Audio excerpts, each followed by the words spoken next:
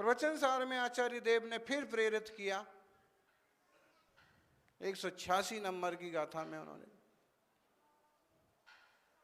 दिन सत्थादु अत्थम पच्चखादि ही बुझदे नीमा खियदि मोहो बच्यो तम्मा सत्थम समधिदब्बम।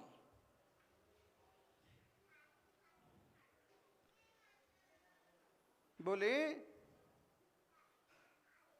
जिन सत्थादु अत्थम, जिन शास्त्रों में जो बात कही गई है उससे वस्तु तत्व का बोध होता है, प्रत्यक्ष जैसे मालूम पड़ता है कि आंखें खुल जाती हैं, ये 3 लोक की व्यवस्था है, ये स्वर्ग, ये नरक, ये मनुष्य, ये त्रियंच। त्रियंच तो आंखों से साक्षात दिखते हैं।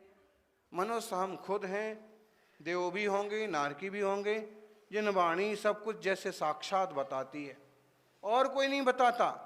सबकी बातें कहीं ना कहीं झूठी पड़ जाती हैं, लेकिन वीतरागी सत्पुरुषों के द्वारा, तीर्थंकर भगवंतों के द्वारा कही गई वाणी कभी झूठी पड़ती नहीं है। तब्मा सत्थम समधिदब्बम ही यदि मोहो बचयो तम्मा सत्थम समधिदब्बम। क्यों करना शास्त्र का स्वाध्याय? क्योंकि इससे मोह का उपचय क्षीण होता है, इससे मोह का नाश होता है। ही यदि मोहो बचयो तम्मा सत्थम समधिदब्बम। शस्त्राभ्यास करो, बुजुर्गों की संगति करो, अनुभवी साधकों के सानिध्य में रहो,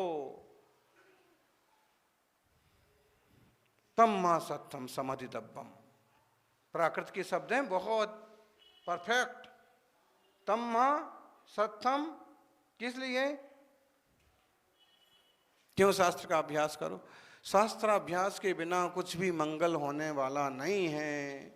जीव के बहुत जन्म ऐसे ही चले गए, बहुत जीवन ऐसे ही चले गए, लेकिन यह एक जन्म एक जीवन स्वाध्याय में जाए, स्वाध्यायी जनों की संगति में जाए, मुनिराजों के सानिध्य में शास्त्र का अभ्यास करने में जाए।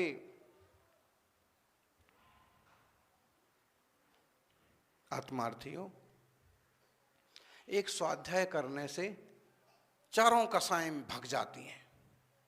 जब स्वाध्याय कर रहे होते हैं शांति से, तो क्रोध भी नहीं आता, मान भी नहीं जागता, मायाचारी का भी स्पेस नहीं रहता। और लोभ किस चीज का करेगा? तत्व निर्णय होता जाता है, उसे देह भी भिन्न मालूम पड़ने लगता है। एक शास्त्र स्वाध्याय करने से 5 पाप भग जाते हैं। शास्त्र स्वाध्याय में तल्लीन है, एकेंद्रिय आदि जीवों का विचार कर रहा है, हिंसा किसी भी चीज की नहीं होती है, भाव हिंसा भी नहीं होती है। पुराणों में अगर युद्ध का वर्णन भी पढ़ता है तो भी ये समझता है कि ओहो, कैसे कैसे पुण्य पाप के उदय जीवों के होते हैं और कैसे कैसे भोगना पड़ता है। फिर हिंसा भी नहीं होती, झूठ नहीं बोलता, शास्त्र स्वाध्याय कर रहा, बात ही नहीं कर रहा है, गलत चिंतन ही नहीं है, असत की भावना ही नहीं है, झूठ से भी बच जाता है, चोरी से भी बच जाता है, कोई जंजाल नहीं है, ब्रह्मचर्य का भी पालन होता है। पुराण शास्त्रों में अगर नारी के सुंदरता के पाठ पढ़ रहा है तो भी उसे चिंतन आता है कि एक स्त्री का रूप इतना सुंदर हो सकता है, लेकिन उसके भीतर भी आखिर है तो मलमूत्र का ही ढेर। ये पुण्य की सत्ता है, पुण्य की प्रकृति है कि यश हो रहा है, नाम हो रहा है, सुंदरता दिख रही है, शुभ नाम कर्म का उदय है, लेकिन ये भी तो क्षणिक है, शाश्वत है क्या? हैं? कितने सुंदर लोग असुंदर हो गए, सुंदर लाल असुंदर लाल बन गए, मनोहर लाल अमनोहर हो गए, अमरचंद मर गए, ठिकाना पड़ता है क्या? तो शास्त्र स्वाध्याय करने से ब्रह्मचर्य का भी पालन होता है। अब ब्रह्म का पाप नहीं लगता, दोष नहीं लगता, और परिग्रह वृत्ति भी नहीं होती। शास्त्र स्वाध्याय कर रहा है तो उसे समझ में आता है मूर्छा परिग्रह, ममत्व ही परिग्रह है, कोई वस्तु मुझे नहीं चाहिए, मैं एक चैतन्य घन भगवान आत्मा हूं। अकिंचनोहमित्यास्व त्रैलोक्यादि पतिर्भवेत् योगी गम्यम तव प्रोक्तम रहस्यम परमात्मना। कहाँ का श्लोक है? बोलो ज्ञानियों, कहाँ का श्लोक है? कैसे काम चलेगा? बिना पूंजी के व्यापार करने जाओगे तो क्या हाल होगा? जाना तो है प्रभावना को, लेकिन पूंजी नहीं होगी, ताकत नहीं होगी तो ठन ठन गोपाल क्या करोगे?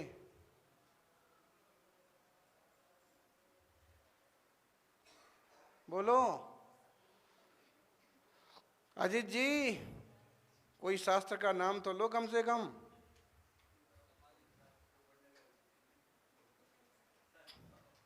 ये शास्त्र तो आप ही हैं बोले, गुरु वाक्य प्रमाणम, ये बात भी ठीक है, इतनी रुचि होना। अगर देव शास्त्र गुरु में से एक को भी अच्छे से पकड़ लो और बाकी की श्रद्धा करो तो भी पार हो जाते हैं।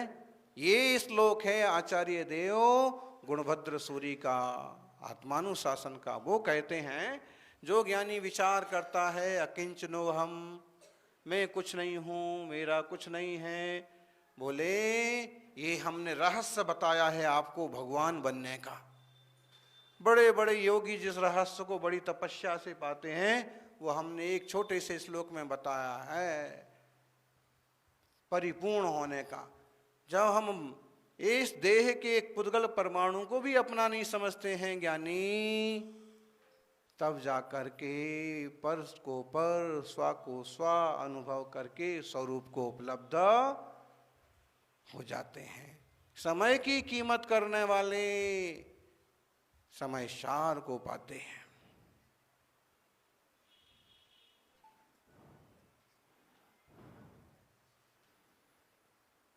बीछीवाड़ा में આવ્યા છે પીછીવાड़ा,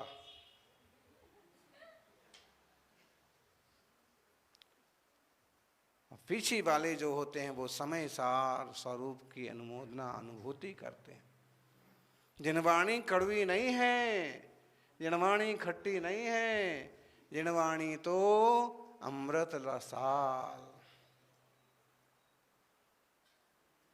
मिथ्या दृष्टि जीव को जिनवाणी ना सुहाए उसको कड़वी लगती है। कहाँ गए, क्या हो रहा है, क्या बोल रहे हैं?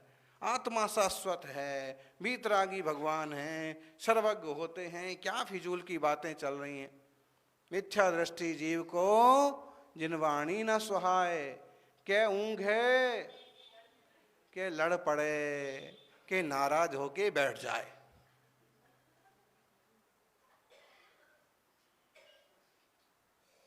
के ऊंघे, के लड़ पड़े, के उठ घर को जाए। क्या करेंगे आप? किसी की होनहार नहीं बदल सकते। गुरुजन होते हैं, बड़े जन होते हैं, पुरखे होते हैं, दादा बाबा होते हैं, उनका एक लक्ष्य रहता है कि आगे वाली पीढ़ी का मंगल हो। मैंने तो जीवन इतना देखा, इतने अनुभव किए हैं। कभी कभी कोई बुजुर्ग नाराज हो जाए ना, 5-25 साल के, 25-30 साल के, 15-20 साल के अपने छोरे से, नाते पोते से, तो वो क्या बोलते हैं?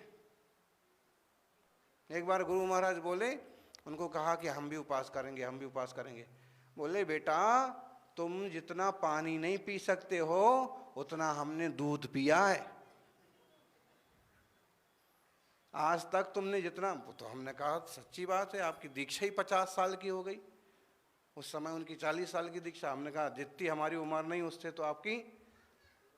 हाँ, तो जो कहते हैं वो करो, ज़्यादा उठा पटक में नहीं पड़ो हैं। फिर बूढ़े बुजुर्ग से जब ज़्यादा कोई करता है ना तो बोलते हैं बेटा हमारे बाल धूप में सफ़ेद नहीं हो गए।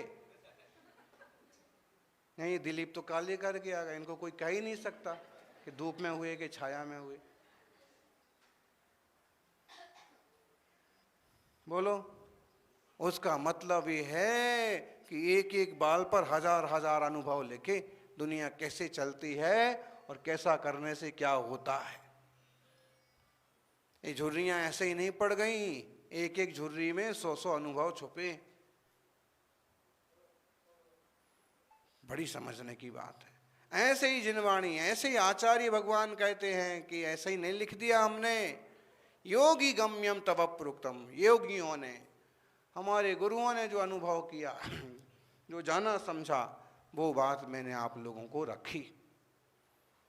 और ये रहस्य है परमात्मा होने का।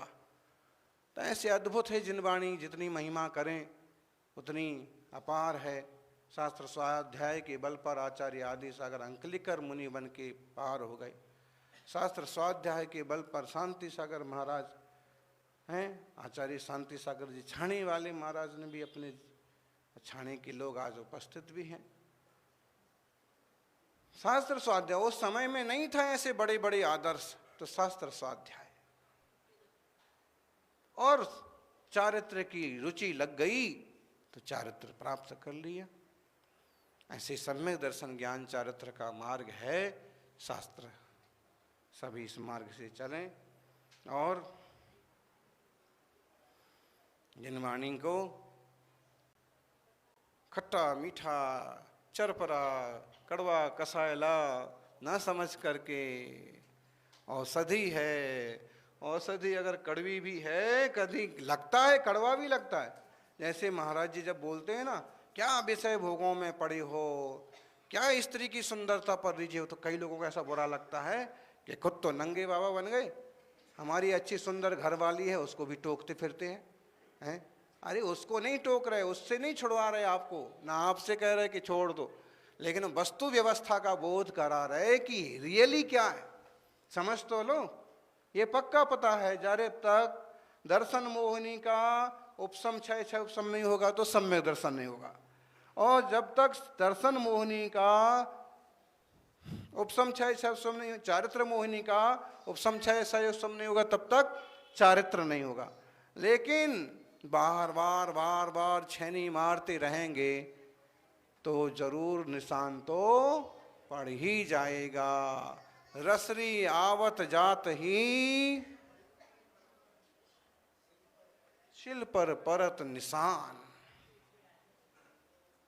इतने बार प्रवचन करेंगे, इतने बार टोकेंगे, 100 बार बोलेंगे रात्रि भोजन बुरी चीज है, रात में नहीं खाना, जब तक तुम्हारा त्याग ना हो जाए तब तक बोलते ही रहेंगे। तो फिर कुछ लोग ऐसे होते हैं कि महाराज रोज एक ही बात बोलते हैं, अब हम प्रवचन में ही नहीं जाएंगे। सब महाराज आते हैं यही तो बोलते, रात में मत खाना, सब यही तो बोलते, मध्य मास मधु का संकल्प त्याग करो। लेकिन क्या करें, रास्ता ही ये है। सब कहते देव दर्शन रोज करो, क्योंकि देव दर्शन करने से, जिन दर्शन करने से निज दर्शन होता है।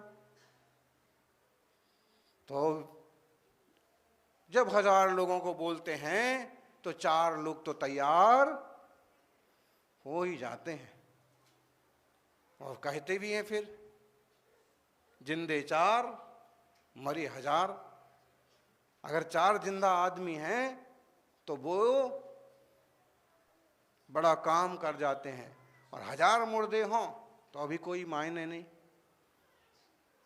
चाणी के गिनती के लोग हैं, लेकिन एक विशाल जिनालय बना रहे हैं, निरंतर लगे हुए हैं, और सुंदर मंदिर की रचना होने ही वाली है। थोड़े समय में पुराने मंदिर के स्थान पर नए जिनालय के दर्शन होंगे। हमारे लिए आग्रह कर रहे हैं, लेकिन क्या करा जाए, बहुत समय से आग्रह कर रहे हैं, लगता है हर महीने ही लगभग उपस्थिति हो जाती है, लेकिन क्या कर सकते हैं। अभी इतने पास आके भी अगर इस तरफ मुड़ते हैं तो पूरा एक दिन जाएगा। अभी ऐसे लग रहा है कि उनके ध्वजारोहण में पहुंच पाएंगे कि नहीं पहुंच पाएंगे। कल ही इतना परिश्रम किया, परिश्रम के बाद क्या होता है कि एकदम शरीर लस्त पड़ जाता है, सामयिक भी बहुत अच्छे से करना मुश्किल हो जाता है। गर्मी बढ़ेगी, मुंह सूखेगा, बेचैनी होगी। तो गर्मी का समय बड़ा ठीक है, परिचय सहन करना चाहिए, सब करते हैं, लेकिन भाई जो असाता लगती है वो तो लगती है। तो भी अच्छे से आप लोग करते रहिए, धर्म के रास्ते चलते रहिए। यही मंगल भावना। अपन सभी मूलाचार प्रदीप का स्वाध्याय कर रहे हैं। 278 नंबर पेज पर 161वां श्लोक चल रहा है। आचार्य देव ने कहा कि अभी चारित्राचार का वर्णन किया और अब तपाचार का वर्णन करते हैं। सम्यक दर्शन हो, सम्यक ज्ञान हो, सम्यक चारित्र हो और सम्यक तप ना हो, सम्यक तप ना हो, तप ना हो तो क्या होगा? जिस बिना नहीं जिन राज सीझे, तप के बिना तो जिन भगवान भी नहीं सीझे हैं। बोले जिन्हें चार ज्ञान है, कुंद कुंद स्वामी की गाथा है, जिन्हें चार ज्ञान हो, जिन्हें जन्म से ही 3 ज्ञान हैं, मुनि होके ही जिन्हें 4 ज्ञान हो गए हैं, जिनका मोक्ष निश्चित है, ऐसे तीर्थंकर भी तप करते हैं। देखो यहाँ श्लोक देखो। स्वेच्छायाक्ष सर्मादौ निरोधो यो विधीयते तपोर्थिभिस्तपः सिद्ध्यै तदेव परवरम तपः।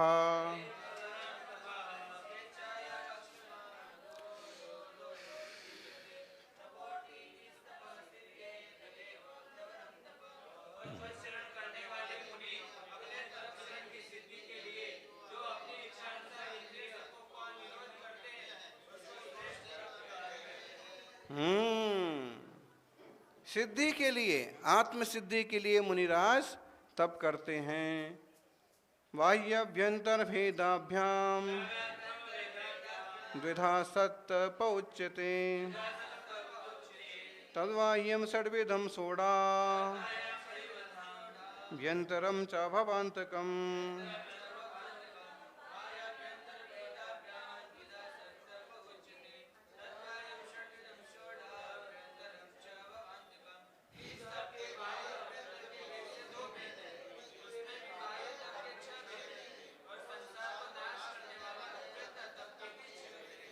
बोलो, बाह्य तप के कितने भेद हैं? नाम बोलो। पहला, दूसरा, तीसरा, चौथा, पांचवा, छठा। श्रावकों को नहीं आते हैं, करना ही नहीं है। 6 अंतरंग तप होते हैं। कौन से हैं 6 अंतरंग तप? प्रायश्चित। चलो इसमें ही बताते हैं। यत् तपः प्रकटम लोको नेशम वात्रको दृष्टिभिः कर्तुं च शक्यते बाह्यम तत्तपः सार्थकं भवेत्।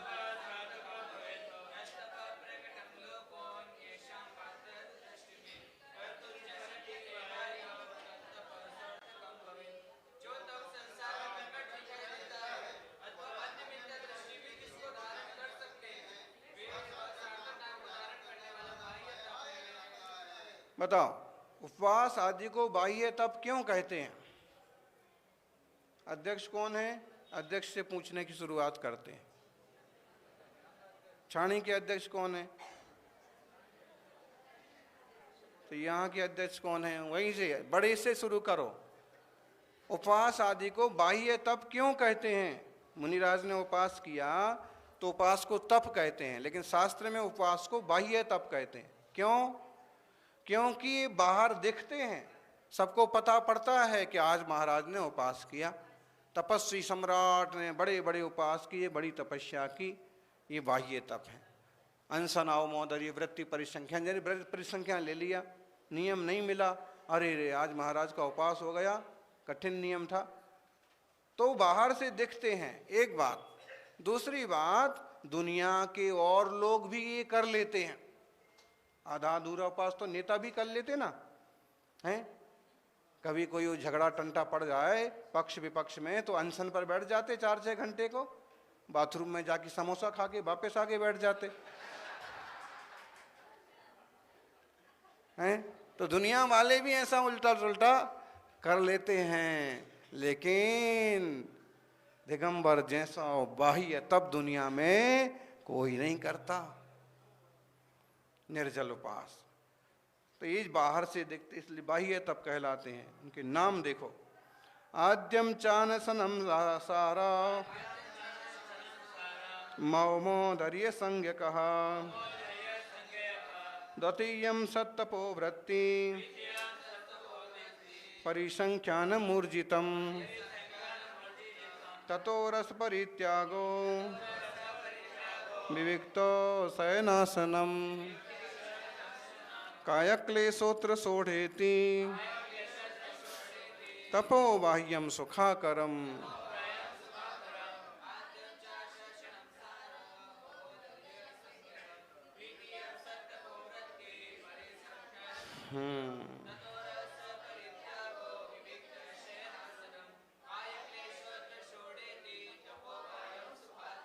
बाह्य तप के 6 भेद हैं, नाम है। पहला कौन सा है?